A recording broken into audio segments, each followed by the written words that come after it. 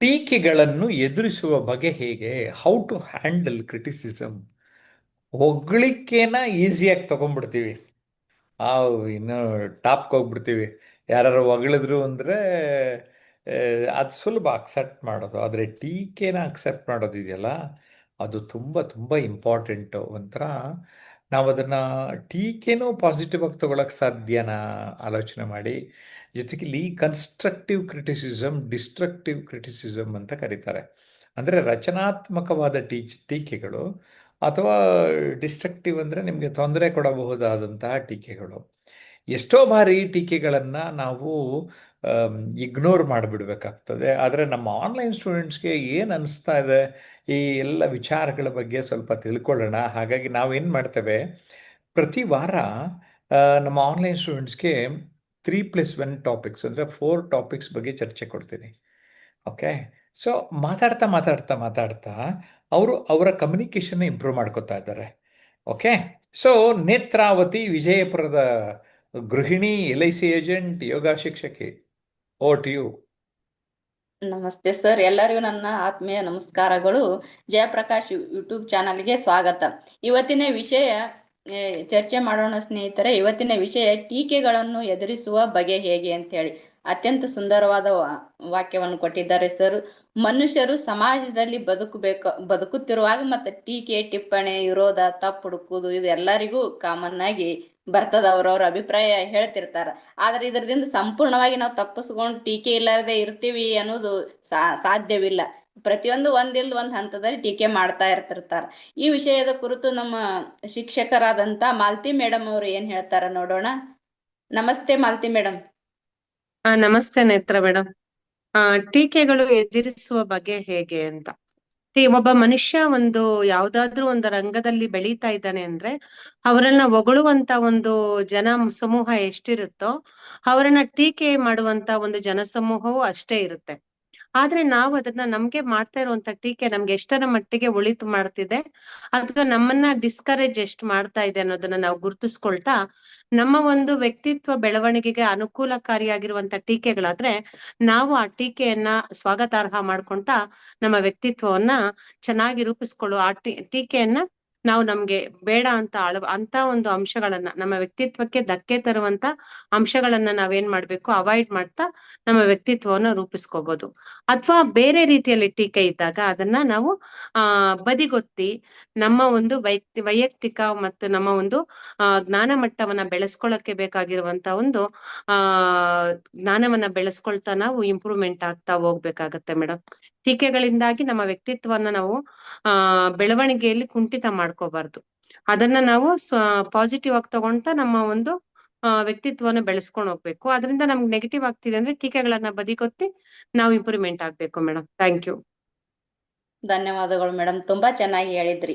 ಯಾವುದೇ ಟೀಕೆ ಟಿಪ್ಪಣಿಗಳು ಮಾಡಿದ್ರು, ಒಂದು ಗುಂಪಿನವರು ಮಾಡಿದ್ರು, ನಾವು ಅದನ್ನು ಧನಾತ್ಮಕವಾಗಿ ತಗೊಂಡು ನಾವು ಹ್ಯಾಂಗ್ ಸ್ವೀಕಾರ ಬೆಳವಣಿಗೆ ಅತ್ತ ನಡಿಬೇಕು ಅಂತ ಹೇಳಿ ತುಂಬಾ ಸುಂದರವಾಗಿ ಹೇಳಿದ್ರಿ.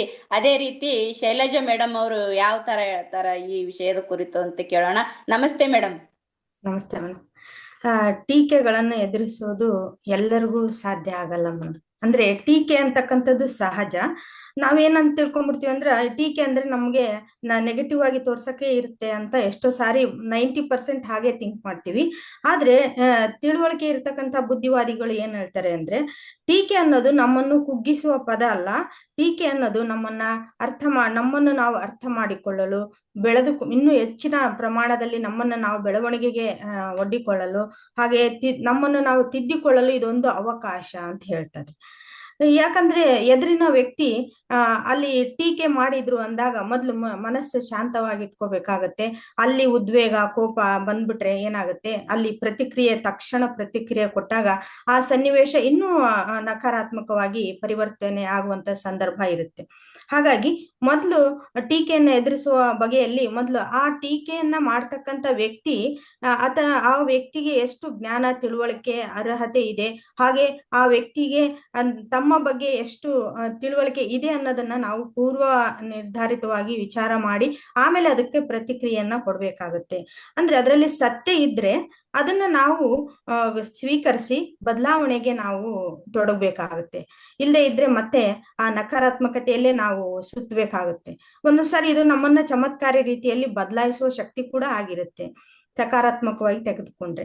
ಹಾಗೆ ಈ ಟೀಕೆಯನ್ನ ಮಾಡುವಂತಹ ವ್ಯಕ್ತಿಯಿಂದ ಬೇರ್ಪಡಿಸಿ, ಆ ವ್ಯಕ್ತಿ ಬಗ್ಗೆ ನಮ್ಗೆ ದ್ವೇಷ, ಸಿಟ್ಟು, ಕೋಪ ಏನೇ ಇರ್ಬೋದು, ಆ ವ್ಯಕ್ತಿಯನ್ನ ಬೇರ್ಪಡಿಸಿ ಬರೀ ಟೀಕೆಯನ್ನ ನಾವು ವಿಮರ್ಶೆ ಮಾಡ್ತಾ ಹೋದಾಗ ಅದರಲ್ಲಿರೋ ಸತ್ಯತೆ, ಅದರಲ್ಲಿರ್ತಕ್ಕಂತಹ ವಾಸ್ತವತೆ ನಮ್ಗೆ ಅರ್ಥ ಆಗುತ್ತೆ. ಆಗ ನಮ್ಗೆ ಏನಾಗುತ್ತೆ ಅಂತಂದ್ರೆ ನಮ್ಮಲ್ಲಿರ್ತಕ್ಕಂಥ ಕುಂದುಕೊರತೆಗಳನ್ನ ನಾವು ತಿಳಿದುಕೊಳ್ಳೋದಕ್ಕೆ ಇದು ಬೆಳಕು ಹಾಯಿಸುತ್ತೆ. APJ ಅಬ್ದುಲ್ ಕಲಾಂ ಅವರು ಒಂದು ಮಾತು ಹೇಳ್ತಾರ, ಈ ಜಗತ್ತಿನಲ್ಲಿ ಯಶಸ್ವಿಯಾದ ವ್ಯಕ್ತಿ ಅದರಲ್ಲಿ ಯಾರೊಬ್ಬರೂ ಕೂಡ ಟೀಕೆ ಇಲ್ಲದೆ ಬೆಳೆದಿರೋರು ಇಲ್ಲ, ಟೀಕೆ ಅಂತಕ್ಕಂಥದ್ದು ಸಹಜ. ಹಾಗೆ ಅಕ್ಕಮಹಾದೇವಿ ಅವರು ಕೂಡ ಒಂದು ಮಾತು ಹೇಳ್ತಾರ, ಸಂತೆಯ ಬೆಟ್ಟದ ಮೇಲೊಂದು ಮನೆಯ ಮಾಡಿ ಮೃಗಗಳಿಗಂಜಿದೊಡೆ ಅಂತಯ್ಯ, ಸಮುದ್ರದ ತಟದಲ್ಲಿ ಒಂದು ಮನೆಯ ಮಾಡಿ ತೊರೆಗಳಿಗಂಜಿದೊಡೆಂತಯ್ಯ, ಸಂತೆಯ ಒಳಗೊಂದು ಮನೆಯ ಮಾಡಿ ಶಬ್ದಕ್ಕೆ ನಾಚಿದೊಡೆಂತಯ್ಯ, ಚೆನ್ನ ಮಲ್ಲಿಕಾರ್ಜುನ ದೇವ ಲೋಕದೊಳೆ ಹುಟ್ಟಿದ ಬಳಿಕ ಸ್ತುತಿ ನಿಂದೆಗಳಿಗೆ ನಾವು ಸಮಾಧಾನಿಯಾಗಿರ್ಬೇಕು, ಕೋಪವ ತಾಳದೆ ಅಂತ ಹೇಳ್ತಾರೆ. ಇಂಥ ಒಂದು ಶರಣರ, ಮಹಾತ್ಮರ, ಜ್ಞಾನಿಗಳ ಒಂದು ಮಾತುಗಳನ್ನ ನಾವು ತಿಳಿದುಕೊಂಡು ಅವರುಗಳನ್ನ ಅರ್ಥ ಮಾಡಿಕೊಂಡಾಗ ಆ ಕೋಪದಲ್ಲಿ ನಾವು ಪ್ರತಿಕ್ರಿಯೆ ಕೊಡದೇನೆ ಪ್ರತಿಸ್ಪಂದನೆ ಅಂತಕ್ಕಂಥದ್ದು ಸಾಧ್ಯ ಆಗುತ್ತೆ. ಹಾಗೆ ಕುವೆಂಪು ಅವರು ಒಂದು ಮಾತು ಹೇಳ್ತಾರೆ, ನಾವು ಟೀಕೆಗಳಿಗೆ ಕಿವಿ ಕೊಡಬಾರ್ದು. ತುಂಬಾ ಚೆನ್ನಾಗಿ ಹೇಳಿದ್ರಿ, ಧನ್ಯವಾದಗಳು. ಅದೇ ರೀತಿ ಕಟ್ಟೆಯರಿ ಸ್ವಾಮಿ ಅವರು ಏನ್ ಹೇಳ್ತಾರೆ ಈ ವಿಷಯದ ಕುರಿತು ಕೇಳೋಣ. ನಮಸ್ತೆ ಸರ್. ಎಲ್ರಿಗೂ ನಮಸ್ಕಾರ. ಟೀಕೆಗಳು ಎದುರಿಸುವ ಬಗೆ ಹೇಗೆ, ಇದು ಇಂದು ನಾವು ಮಾತಾಡ್ತಿರೋದು ಪ್ರತಿಯೊಬ್ಬರ ಜೀವನಕ್ಕೆ ನೇರವಾಗಿ ಸಂಬಂಧಿಸಿದ ವಿಷಯ ಅಂತ ನಾನು ಹೇಳಕ್ ಇಷ್ಟಪಡ್ತೀನಿ. ಯಾಕಂದ್ರೆ ಟೀಕೆಗಳು ಜೀವನ ಅಂದ್ರೆ ಟೀಕೆಗಳು ಇಲ್ಲ ಅಂತಂದ್ರೆ ಅದು ಉಪ್ಪಿಲ್ಲದ ಆಹಾರ ಇದ್ದಂಗೆ. ಹಾಗಾಗಿ ನಮ್ಗೆ ಟೀಕೆ ಯಾಕೆ ಬರ್ತಾವಪ್ಪ, ಟೀಕೆ ಅಂದ್ರೆ ಏನಂತಂದ್ರೆ ಟೀಕೆ ನಮ್ಮ ಮೇಲೆ ಬಂದ ಒಂದು ಅಭಿಪ್ರಾಯ ಅಂತ ನಾವು ನೋಡ್ಬೋದು. ಅದರಲ್ಲಿ ನಾವು ಎರಡು ರೀತಿಯಾಗಿ ನಾವು ಟೀಕೆಗಳನ್ನ ನಾವು ನೋಡ್ಬೋದಾಗಿರ್ತದೆ. ಅದರಲ್ಲಿ ಒಂದು ವೈಯಕ್ತಿಕ ಟೀಕೆ, ಇನ್ನೊಂದು ರಚನಾತ್ಮಕ ಟೀಕೆ ಅಂತ. ಈಗ ಈ ಈ ಯಾಕೆ ನಮ್ಗೆ ಜನ ಈ ಟೀಕೆ ಮಾಡ್ತಾರಂತ ನಾವು ನೋಡೋದಾದ್ರೆ, ಎಲ್ಲರೂ ಒಂದೇ ರೀತಿಯಲ್ಲಿ ಯೋಚನೆ ಮಾಡ್ತಿರಲ್ಲ ಅವರು. ಹಾಗಾಗಿ ಈಗ ನಾವು ಮುಂದೆ ಏನಾದ್ರೂ ಒಂದು ಸಾಗ್ತಾ ಇರ್ತೀವಿ, ಒಂದೇನೋ ಸಾಧನೆ ಮಾಡ್ಬೇಕಾದ್ರೆ ಅವಾಗನು ನಮಗೆ ಮೇಲೆ ಟೀಕೆ ಮಾಡೋದು ಜಾಸ್ತಿ ಉಟ್ಕೊಳ್ತಾರೆ. ಹಾಗೆ ಕೆಲವರು ಸುಮ್ನೆ ಕೆಲ್ಸನೇ ಇರೋದಿಲ್ಲ ಅಂಥವ್ರು ಕೂಡ ಟೀಕೆ ಮಾಡೋದನ್ನ ನಾವು ನೋಡ್ಬೋದು. ಹಾಗೆ ಕೆಲವೊಂದು ಟೀಕೆಗಳು ನಮ್ಮ ಒಂದು ಕಲಿಕೆಗೆ ಅಂತ ಕೂಡ ನಾವು ಹೇಳಕ್ ಇಷ್ಟಪಡ್ತೀವಿ. ಇದರಿಂದ ನಾವು ಹೊರಗೆ ಬರೋದು ಹೇಗೆಪ್ಪ ಅಂತಂದ್ರೆ, ಆ ಕೋಪ, ಕೆಲವರು ಟೀಕೆಗಳು ಮಾಡಿದಾಗ ನಮಗೆ ಕೋಪ ತರಿಸ್ತಾರ, ಅವಾಗ ನಾವು ಶಾಂತರೀತ ಉತ್ತರ ಕೊಡದೆ ಅವ್ರಿಗೆ ನಿಧಾನವಾಗಿ ಇರ್ಬೇಕಾಗ್ತದೆ. ಹಾಗೆ ಆ ಟೀಕೆ ನನ್ಗೆ ಅನ್ವಯಿಸ್ತಾ ಇದನ್ನ ಇಲ್ಲ ಅಂತ ನಾವು ನೋಡ್ಬೇಕಾಗ್ತದೆ. ಹಾಗೆ ಆಮೇಲೆ ಅದನ್ನ ನಾವು ವೈಯಕ್ತಿಕವಾಗಿ ತೆಗೆದುಕೊಳ್ಬಾರ್ದು. ಅದು ನಮ್ದು ಅಲ್ಲ ಅಂದಾಗ, ಈಗ ಉದಾಹರಣೆ ನಾಯಿ ಬೊಗಳೋದು ಆಕಾಶಕ್ಕೆ ಮುಟ್ಟಲ್ಲ ಅಂತಾರಲ್ಲ, ಅದೇ ರೀತಿ ಅವ್ರು ಟೀಕೆ ಮಾಡಿದಾಗ ನಾವು ವೈಯಕ್ತಿಕವಾಗಿ ತಗೊಳ್ಳಕ್ಕೆ ಹೋಗ್ಬಾರ್ದು. ಆಮೇಲೆ ಒಂದ್ ವೇಳೆ ಟೀಕೆ ಅದು ಅವ್ರು ಹೇಳಿದ್ದು ಸರಿ ಐತೆ ಅಂತಂದ್ರೆ ನಾವು ಅದನ್ನ ಗ್ರೋ ಆಗಿ ತಗೋಬೇಕಂದ್ರೆ ನಾವು ಅದನ್ನ ಸರಿಪಡಿಸ್ಕೊಂಡು ನಾವು ಮುಂದಕ್ಕೆ ಹೋಗ್ಬೇಕಾಗ್ತದೆ. ಹಾಗಾಗಿ ಟೀಕೆಗಳು ಇರಬೇಕು, ಅದು ನಾವು ಅದನ್ನ ಯಾವ ರೀತಿ ಇದೆ ನೋಡ್ಕೊಂಡು ನಾವು ಸರಿದಾರಿಯಲ್ಲಿ ಹೋಗ್ಬೇಕಂತ ಹೇಳಕ್ ಇಷ್ಟಪಡ್ತೀನಿ. ಧನ್ಯವಾದ ಮೇಡಮ್.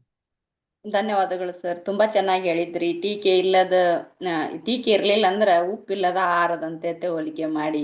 ಯಾಕಂದ್ರೆ ಯಾವುದೇ ಟೀಕೆ ಇರಬೇಕು ಮನುಷ್ಯ ಬೆಳವಣಿಗೆ ಹಂತ ತಲುಪಬೇಕಾದ್ರೆ ಅದ್ರ ಅಂತ ಹೇಳಿ ತುಂಬಾ ಚೆನ್ನಾಗಿ ಹೇಳಿದ್ರಿ. ಈ ವಿಷಯದ ಕುರಿತು ಶರಣ ಬಸಪ್ಪ ಸರ್ ಏನ್ ಹೇಳ್ತಾರೆ ಕೇಳೋಣ. ನಮಸ್ತೆ ಶರಣ ಬಸಪ್ಪ ಸರ್. ನಮಸ್ತೆ. ಟೀಕೆಗಳು ಎದುರಿಸುವ ಬಗ್ಗೆ ಹೇಗೆ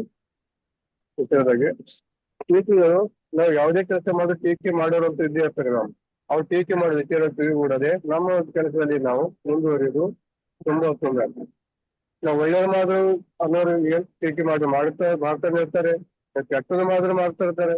ಆದ್ರೂ ಅವ್ರು ಹೇಳೋದಕ್ಕೆ ಕೇಳೋದಕ್ಕೆ ತಿಳಿಗೂಡದೆ ನಮ್ಮ ಕೆಲಸದಲ್ಲಿ ನಾವು ಕಾನ್ಸಂಟ್ರೇಟಿವ್ ನಾವು ಕೆಲಸ ಮಾಡ್ಬೇಕು. ನಮ್ಮ ಕೆಲಸದಲ್ಲಿ ನಾವು ಮುಂದುವರಿಬೇಕು. ನಾವು ಅವ್ರ ಟೀಕೆ ಮಾತ್ರ ಇವ್ರ ಟೀಕೆ ಮಾತ್ರ ನಮ್ಮ ಕೆಲಸದಲ್ಲಿ ನಾವು ಮುಂದುವರಿಕೆ ಆಗುದಿಲ್ಲ. ನಾವು ಇದೇ ತರ ಸಮಾಜದಲ್ಲಿ ಅದೇ ತರ ನಾವು. ಧನ್ಯವಾದಗಳು ಸರ್, ತುಂಬಾ ಚೆನ್ನಾಗಿ. ಅದೇ ರೀತಿ ಈ ವಿಷಯದ ಕುರಿತು ಸಂತೋಷ್ ಶೆಟ್ಟಿ ಸರ್ ಏನ್ ಹೇಳ್ತಾರೆ ಕೇಳೋಣ. ನಮಸ್ತೆ ಸಂತೋಷ್ ಶೆಟ್ಟಿ ಸರ್. ನಮಸ್ತೆ ಮೇಡಮ್. ಆ ಮೊದಲನೇದಾಗಿ ನಾವು ಟೀಕೆಗಳನ್ನ ಎದುರಿಸುವ ಬಗೆ ಹೇಗೆ ಅಂತೇಳಿ. ಆ ಜೀವನದಲ್ಲಿ ನಾವೇನಾದ್ರು ಸಾಧನೆ ಮಾಡ್ಬೇಕಾದ್ರೆ ಹಲವಾರು ಜನರು ನಮ್ಮನ್ನ ಟೀಕೆ ಮಾಡುವಂತದ್ದು ಸಹಜ. ಆದ್ರೆ ಈ ಟೀಕೆಗಳನ್ನ ಮಾಡ್ಬೇಕಾದ್ರೆ ಅವ್ರು ಬೇರೆಯವರು ನಮ್ಮನ್ನ ಯಾವುದೇ ರೀತಿಯಲ್ಲಿ ಟೀಕೆ ಮಾಡ್ಬೇಕಾದ್ರೆ ಮೊದಲು ನಮ್ಮ ಸಾಮರ್ಥ್ಯದ ಬಗ್ಗೆ ನಮ್ಗೆ ಅರಿವಿರ್ಬೇಕು. ಅಂದ್ರೆ ನಾವು ಅರಿವಿದ್ದಾಗ ಆ ಟೀಕೆಗಳು ನಮ್ಗೆ ಯಾವತ್ತು ನಮ್ಮ ನಮ್ಮ ನಮ್ಗೆ ಯಾವತ್ತೂ ಅದು ತೊಂದರೆ ಅಂತ ಹೇಳಿ ಅನಿಸುವುದಿಲ್ಲ. ಹಾಗೆ ಆ ಟೀಕೆಗಳನ್ನ ನಾವು ಯಾವತ್ತು ಮನಸ್ಸಿಗೆ ಹಚ್ಕೊಳ್ಳದೆ ಒಂದು ಕಿವಿಯಿಂದ ಇನ್ನೊಂದು ಕಿವಿಗೆ ಬಿಡುವಂತ ಒಂದು ಪ್ರಯತ್ನವನ್ನ ಮಾಡಬೇಕು. ಅದೇ ರೀತಿ ಈ ಟೀಕೆಗಳಿಗೆ ಯಾವಾಗೂ ನಾವು ಆ ಧೃತಿಗೆಡದೆ ನಾವು ಟೀಕೆಗಳನ್ನೇ ನಮ್ಮ ಸಾಧನೆಯ ಮೆಟ್ಟಿಲುಗಳನ್ನಾಗಿ ನಾವು ಮಾಡ್ಕೊಳ್ಳುವಂತ ಒಂದು ಪ್ರಯತ್ನದಲ್ಲಿ ಇದ್ರೆ ಆ ಟೀಕೆಗಳೇ ನಮ್ಮ ಸಾಧನೆಯ ಮೆಟ್ಟಿಲು ಆಗೋದ್ರಲ್ಲಿ ಯಾವುದೇ ಸಂದೇಹ ಇಲ್ಲ. ಮತ್ತೆ ಯಾವಾಗೂ ಟೀಕೆಗಳನ್ನ ನಾವು ಆ ಜೀವನದಲ್ಲಿ ಅದು ಒಂದು ನಮ್ಮ ಜೀವನವನ್ನು ಸುಂದರಗೊಳಿಸ್ಲಿಕ್ಕೆ ಅದು ಒಂದು ಸಹಕಾರಿ ಆಗ್ತದೆ.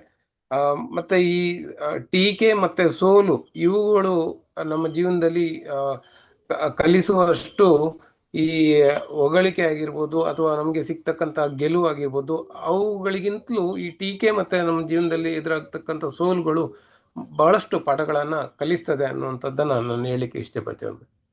ಧನ್ಯವಾದಗಳು ಸರ್, ತುಂಬಾ ಚೆನ್ನಾಗಿ ಹೇಳಿದ್ರಿ. ಅದೇ ರೀತಿ ಮಂಜುಳಾ ಮೇಡಮ್ ಅವ್ರು ಏನ್ ಹೇಳ್ತಾರೆ ಕೇಳೋಣ. Sorry madam. ನಮಸ್ತೆ ಮೇಡಮ್, ಹೇಳಿ ಈ ವಿಷಯದ ಕುರಿತು. ನಮಸ್ಕಾರ ಮೇಡಮ್. ದಾಸರು ಒಂದ್ ಮಾತು ಹೇಳ್ತಾರೆ, ನಿಂದಕರಿರಬೇಕು ಹಂದಿ ಹಂಗೆ ಅಂತ. ಅಂದ್ರೆ ಹಂದಿಗಳಿದ್ರೆ ಬೀದಿಯೆಲ್ಲ ಸ್ವಚ್ಛ ಆಗುತ್ತೆ ಅನ್ನೋದು ಒಂದು ಅವರ ಮಾತು. ಅದು ನಿಜಾನೇ. ಅಂದ್ರೆ ನಮ್ಮ ಬದುಕಿನಲ್ಲಿ ಇರುವಂತಹ ಅನೇಕ ತಪ್ಪುಗಳನ್ನ ತಿದ್ದೋದು ಟೀಕೆ ಮಾಡೋರೆ. ನಮ್ಮನ್ನು ಹೊಗಳೋರು ಯಾವತ್ತೂ ನಮ್ಮನ್ನು ಸರಿದಾರಿಯಲ್ಲಿ ನೋಡೋದಿಲ್ಲ. ಅವರು ಹೊಗಳ್ತಾ ಹೊಗಳ್ತಾ ನಮ್ಮನ್ನು ಒಂದ್ಸರಿ ಕೆಳಗೆ ಹಾಕೋ ಚಾನ್ಸಸ್ಸು ಇರುತ್ತೆ.